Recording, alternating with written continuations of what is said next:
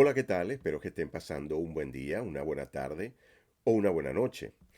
En este episodio les pido que estén muy atentos y dispuestos a comprender un tema sobre el cual se habla muy poco, quizás por su complejidad o quizás porque la rueda ya ha sido inventada. A mí en lo particular me gusta saber cómo se inventó y si de alguna manera puede ser reinventada. Bueno, realmente a lo que me refiero es a que me gusta comprender el porqué de las cosas, ¿verdad? Cómo funciona, cuáles son sus componentes, cómo puedo utilizarlo con la confianza que da a conocer sus características y poder sacar el mayor provecho de ellas. Pues bien, hoy les voy a mostrar cómo obtener los valores de la llamada tabla de fórmulas de offset, que realmente no tiene ninguna fórmula, todos son valores constantes. Así que, luego de esta breve y necesaria introducción, comencemos. Acá pueden apreciar la tabla en sus versiones en inglés y en español. Coloqué las dos versiones para que se fijen lo confuso, ¿no?, que se hace muchas veces cuando se hace la traducción directamente del programa traductor. Este programa normalmente hace la traducción palabra por palabra, ¿verdad? Perdiéndose muchas veces el verdadero sentido de los conceptos. Inicialmente pensé explicar con mucho detalle las herramientas matemáticas que voy a utilizar, pero quizás muchos podrían sentirse que les estoy subestimando. Así que seré breve y preciso. Pero si al menos 100 personas me dejan un comentario pidiendo que les explique con más detalle estos conceptos, con mucho gusto publicaré un video dedicado a ese tema en particular. Lo primero que necesitamos es una representación abstracta de la realidad. Este es el dibujo de un tubo EMT al cual se le ha hecho un offset y se ha indicado la longitud de offset, la distancia entre las marcas y el ángulo de doblado. Si usamos nuestra imaginación, podemos abstraer esta realidad y representarla mediante un triángulo rectángulo, donde la hipotenusa es la distancia entre las marcas, la longitud de offset es el cateto opuesto, la proyección ortogonal de la hipotenusa sobre la horizontal es el cateto adyacente y el ángulo de doblado es el ángulo que nos interesa analizar. Debemos tener presente que lo que queremos hallar es el factor de multiplicación. Luego de obtener nuestra representación abstracta, ahora sí vamos a resolver el primer misterio: cómo obtener el factor o constante de multiplicación. Pero este valor de la tabla de fórmulas, ¿de dónde sale? ¿Por qué para un ángulo de 30 grados ese valor es 2? Precisamente eso es lo que les voy a mostrar. El seno de un ángulo es la razón de proporcionalidad que hay entre el cateto opuesto y la hipotenusa, representado mediante la siguiente fórmula. Recordemos que una fórmula tendrá tantas versiones como variables estén representadas en ella, y cada versión se obtiene mediante el proceso de despeje. Estas son las tres versiones de la fórmula del seno. Usaremos la versión de la fórmula donde se muestra el despeje de la distancia entre marcas, que es el valor que queremos obtener. En matemáticas es usual representar la fórmula de la manera que sea más conveniente, sin alterar las relaciones, por supuesto, para simplificar e identificar con facilidad alguna cantidad que nos interese. La fórmula anterior podemos representarla como sigue. El primer factor del lado derecho es lo que se conoce como el inverso de la función seno. Ahora aquí es donde viene el elemento clave. ¿Cuál es el valor del seno de 30 grados? Para esto tenemos que usar la calculadora. En este punto estoy asumiendo que todos sabemos cómo activar el modo científico de la calculadora en nuestros teléfonos. Usando la calculadora comprobamos que el seno de 30 grados es 0.5, de tal forma que nuestra fórmula quedará de la siguiente manera. Ahora, si dividimos 1 entre 0.5, estaremos hallando el inverso de 0.5, que es igual a 2. Finalmente, la fórmula quedaría así. Y voilà. Pues bien, acabamos de determinar de dónde surge uno de los valores de nuestra tabla. Recordemos que el factor de multiplicación es el número que, multiplicado por la longitud de offset, nos da la distancia entre las marcas. Ese es allí el factor de multiplicación o factor multiplicador. Y finalmente, como lo vemos en ese recuadro verde a la derecha, nuestro factor de multiplicación o factor multiplicador es igual a el inverso del seno del ángulo de doblado. Acabamos de comprobar que para un ángulo de doblado de 30 grados, el factor o constante multiplicadora es 2. Veamos ahora cuál es el factor de multiplicación de un ángulo de 10 grados. Ahí vemos que el factor multiplicador para 10 grados es igual a 1 entre el seno de 10 grados. Y eso es igual a 5.758770483.1, que es aproximadamente igual a 6. Fíjense que para 10 grados la tabla indica que el factor es 6, lo cual es una aproximación del valor real, que es ese que vemos allí. Allí les dejo ese dato para quienes quieran ser más precisos. Compruébenlo ustedes entonces y hallen los valores para los ángulos de 22.5, 45 y 60 grados. Recuerden que en la tabla siempre verán valores aproximados, a menos que el resultado sea entero sin decimales. La determinación del shrink es un poco más laboriosa, pero igual podemos deducirla empleando pocas funciones trigonométricas básicas y operaciones aritméticas simples, pero primero hay que entender qué es el shrink o shrinkage. Esto no es más que la reducción en la longitud que sufre el tubo al efectuar un offset. Y esto tiene que ver con la longitud efectiva. Por ejemplo, un tubo totalmente derecho aprovecha su máxima longitud, pero si a este tubo se le efectúa un offset, la longitud efectiva se acorta. La distancia que podré alcanzar con ese tubo doblado ya no será de 10 pies, sino que se reducirá dependiendo de la longitud de offset y del ángulo de doblado. Tomemos por ejemplo nuevamente el ángulo de 30 grados.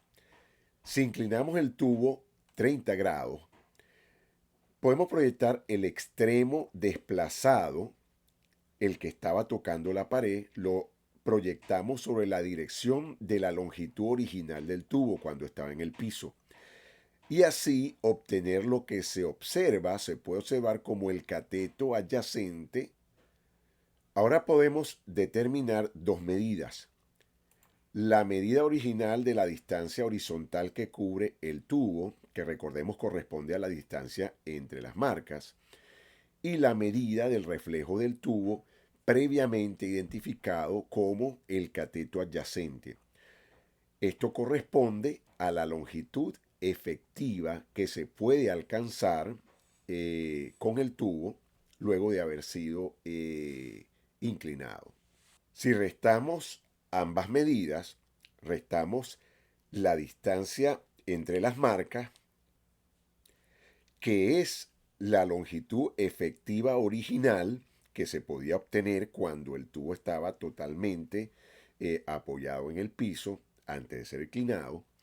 Esa es la distancia entre marcas. Si restamos esa distancia o esa longitud, se la restamos a la longitud efectiva, tenemos la reducción de la longitud efectiva. ¿Cuánto se acortó esa longitud efectiva? Podemos interpretar entonces que el tubo se ha reducido y esto es lo que conocemos como shrink. El shrink entonces no es más que la reducción de la longitud efectiva. Si revisamos bien el título de la columna de la tabla que se refiere al shrink, dice que esta medida está expresada en términos de shrink por pulgada de offset. Así que el dato importante para calcular el shrink para cualquiera de los ángulos es que el offset sea de 1 pulgada, porque ese es el valor de referencia. Muy bien, para poder obtener nuestra fórmula para calcular el shrink por pulgada de offset, tenemos que recurrir a nuestra segunda herramienta matemática, el coseno. Al igual que para el seno, la fórmula del coseno también tiene tres versiones. Nos interesa entonces aquella versión donde la longitud efectiva está despejada.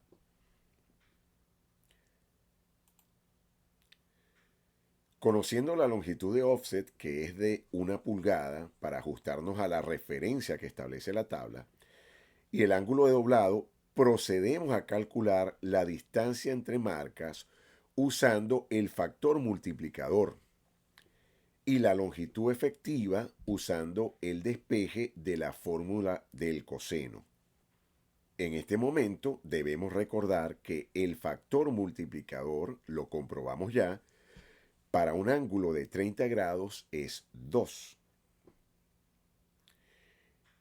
Entonces, la distancia entre marcas va a ser igual a 2 por 1. Ahora calculemos la longitud efectiva del tubo.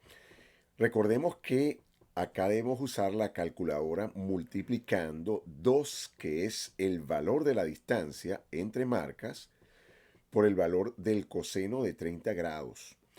Y eso nos da 1.7320508076, que es aproximadamente igual a 1.75. Y finalmente, obtenemos lo que estamos buscando. Si restamos el valor de la distancia entre marcas menos el valor de la longitud efectiva, el resultado es 0.25 expresado en decimal o un cuarto expresado en fracción, que corresponde al valor de shrink por pulgada de offset para un ángulo de 30 grados. De esta forma queda resuelto nuestro segundo misterio.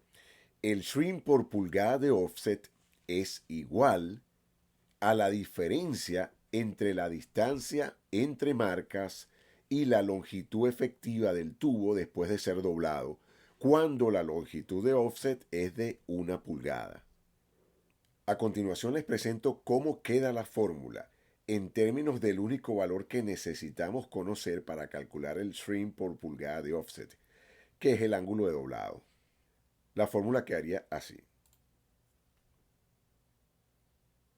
Fíjese que es un único valor que necesitamos conocer, el ángulo de doblado. Hagamos ahora el análisis para determinar cuál es el shrink por pulgada de offset para un ángulo de 45 grados. Para un ángulo de 45 grados, el factor de multiplicación es 1.4. Eso lo observamos en la tabla, ¿verdad? Luego, la distancia entre marcas, allí lo vemos, va a ser igual a 1.4, que es el factor multiplicador, por la longitud de offset, que es el valor de referencia, recordamos en la tabla que tiene que ser 1 pulgada, ¿ok? La longitud de offset. Eso nos da una distancia entre marcas de 1.4. Luego, la longitud efectiva va a ser igual a esa distancia entre marcas multiplicada por el coseno de 45 grados. De tal forma que el shrink por pulgada de offset para un ángulo de 45 grados va a ser igual a 1.4 menos 1. Eso es distancia entre marcas menos longitud efectiva, resultando 0.4. Ahora veamos cómo podemos obtener exactamente el mismo resultado empleando la segunda fórmula, que es utilizando solo el ángulo de doblado. Vemos entonces que el shrink por pulgada de offset va a ser igual a 1 menos el coseno del ángulo de doblado dividido entre el seno del ángulo de doblado. Luego, esa división nos va a dar igual a 0.41421356624, que es aproximadamente igual a 0.4, que es exactamente el mismo valor que obtuvimos anteriormente. Ahora fíjense, en la tabla el shrink siempre aparece primero expresado en forma de fracción y luego le aparece al lado su equivalente en decimal. Tenemos que hallar una fracción cuyo equivalente decimal esté más cerca de 0.4. Vamos a ver entonces cuál de esas tres fracciones se aproxima más al valor que obtuvimos previamente de 0.4. Entonces vamos a hacer las restas, ¿verdad? La diferencia. Por ejemplo, con respecto a la primera fracción, entonces tomamos su equivalente en decimal y lo restamos a 0.4. Entonces, si nosotros comparamos esos tres resultados, esas tres diferencias, vemos que la que es mínima, la diferencia más pequeña, es la que corresponde a la aproximación de 0.375 decimal. Su equivalente sería 3 octavos representado en forma fraccionaria. Una característica que hemos podido comprobar de la tabla de valores es que está formada por valores aproximados, lo que siempre da espacio a errores de cálculo. Es por esto que en ocasiones efectuamos una medida muy buena de donde queremos colocar nuestra tubería, pero finalmente el resultado no es lo preciso que nosotros esperamos. Si alguna vez te sucedió eso, ahora ya sabes por qué. De nada. Ahora traten ustedes de obtener el shrink por pulgada de offset para el resto de los ángulos y recuerden siempre que tendrán que hacer aproximaciones de los números. Esto ha sido todo, espero que esta información les sea de mucha ayuda y de ser así, por favor déjenme algún comentario, regálenme un me gusta y compartan este video con quienes ustedes crean que les pueda interesar. No olviden suscribirse al canal. Hasta la próxima. Bendiciones y un gran abrazo.